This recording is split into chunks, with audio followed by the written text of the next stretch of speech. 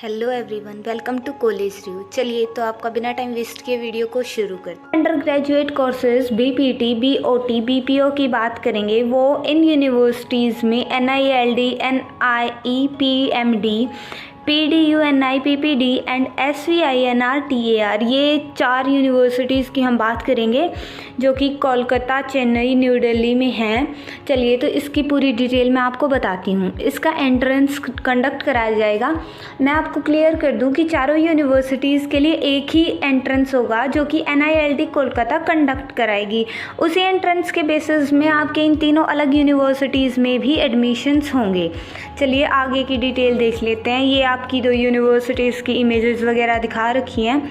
उसके बाद अब अगर हम बात करें कॉमन एंट्रेंस टेस्ट की, तो वो मैंने आपको बता ही दिया था कि किन किन कोर्सेज़ के लिए होगा। वो बीपीटी, बीओटी, बीपीओ के लिए होगा। उसके बाद हम अगर बात करते हैं ये कैसे कैसे क्या कुछ रहेगा इसमें। अब देखिए, जो कॉमन एंट्रेंस टेस्ट है आपका 2022 के लिए, वो कंडक्टेड करवाया जाएगा national institute of locomotor disabilities.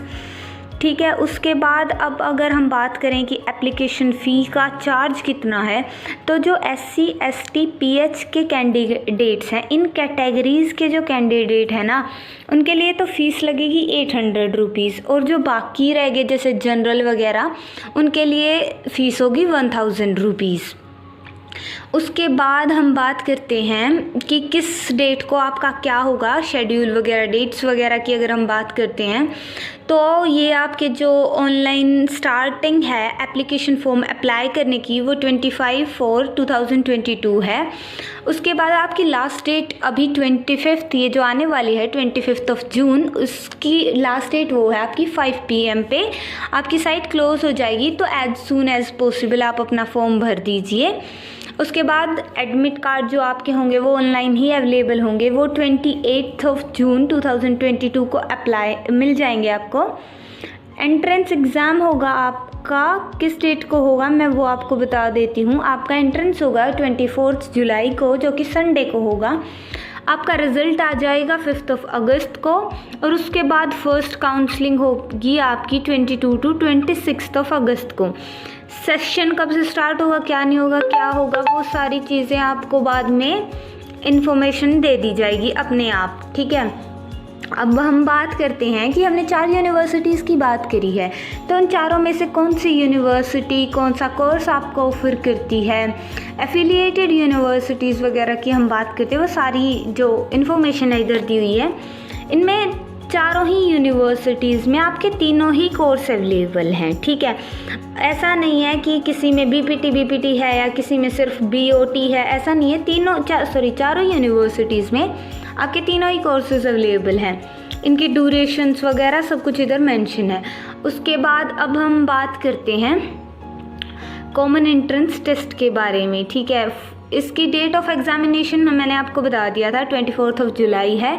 11 o'clock पे आपका शुरू होगा। ये जो आपका टेस्ट है वो 11 AM पे स्टार्ट हो जाएगा। ठीक है। आपके एडमिशन CET के बेसिस पे ही होंगे। कोई ये नहीं सोचे कि मेरिट बेस या कुछ और करके हो सकता है, नहीं। You have to clear the CET for the admission in these 4 universities. That is compulsion for you. अब उसके बाद टेस्ट डिज़ाइन कैसे करा हुआ है कि कैसा एग्ज़ाम आएगा, कितने क्वेश्चन, कैसे कैसे, वो सारी चीज़ें मैं आपको बताती हूँ। जो आपका एंट्रेंस एग्ज़ाम है वो 2 आवर्स के लिए होगा। दैट इज़ 120 मिनट्स के लिए होगा। क्वेश्चंस के अंदर मल्टीपल चॉइस क्वेश्चन आएंगे, वही आते हैं। उसके बाद अब मैं इसको आगे और डिटेल में बताती हूँ आपको इसमें सिर्फ 12th क्लास का सिलेबस कवर करना है, समझ रहे हो। इसमें आपको 11th क्लास नहीं करनी है। Let me tell you once again, आपको इसमें 11th क्लास का सिलेबस नहीं करना है। ये मैं आपको इतनी बार रिपीट करके इसलिए बता रही हूँ क्योंकि अगर आपने बाकी यूनिवर्सिटीज़ के टेस्ट दिए होंगे तो उसमें बेसिकली 11th एंड 12th का सिलेबस जो होता है आपका वो आता है, बट इधर ऐसा नहीं है। ये आपको बहुत सीरियसली ध्यान रखना है। अब देखो, इसमें आपके वही 100 क्वेश्चन आएंगे जो नॉर्मली आते हैं। उसके बाद आपको सिर्फ 12th क्लास का सिलेबस करना है। इसमें ऐसा भी नहीं है कि बायोलॉजी को एक्स्ट्रा वेटेज मिली हुई है या जो कुछ भी है। इसमें सिर्फ आप आपको इसमें क्या होगा, आपके पास 30 मार्क्स ईच होगा, मतलब physics 30 marks, chemistry 30 marks and biology 30 marks, ऐसे बन गया आपके 90 मार्क्स। और जो बचे हुए 10 मार्क्स हैं वो आपको मिलेंगे जनरल एबिलिटी या जनरल नॉलेज के। ऐसे करके आपके 100 मल्टीपल चॉइस क्वेश्चन होंगे और उसके अंदर आपको नेगेटिव मार्किंग नहीं मिलेगी।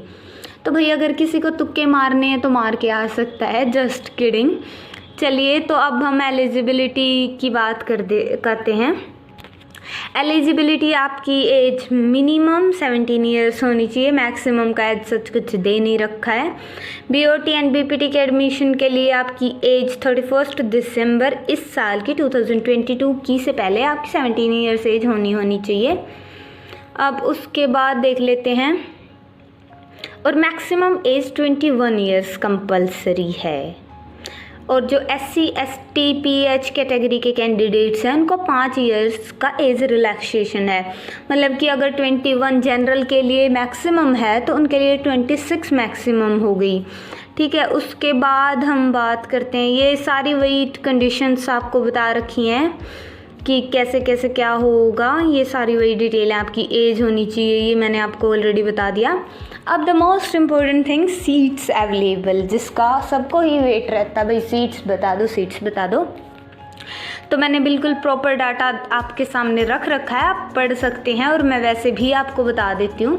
सीट्स काफ़ी ज़्यादा अवेलेबल हैं और यूनिवर्सिटीज़ के कंपैरिजन में आपको ये टेस्ट देना बेनिफिशियल हो सकता है, देना भी चाहिए।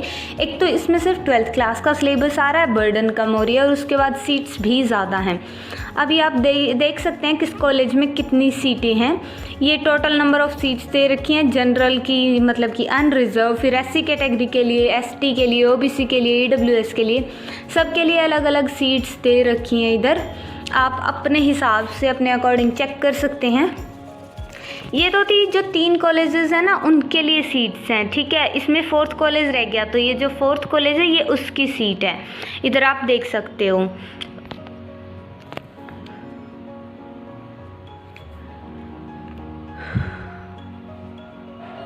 Thanks for watching everyone. अगर आपको वीडियो पसंद आई हो तो प्लीज़ सब्सक्राइब ज़रूर करें, और अगर आपका कोई डाउट हो तो आप कमेंट सेक्शन में पूछ सकते हो।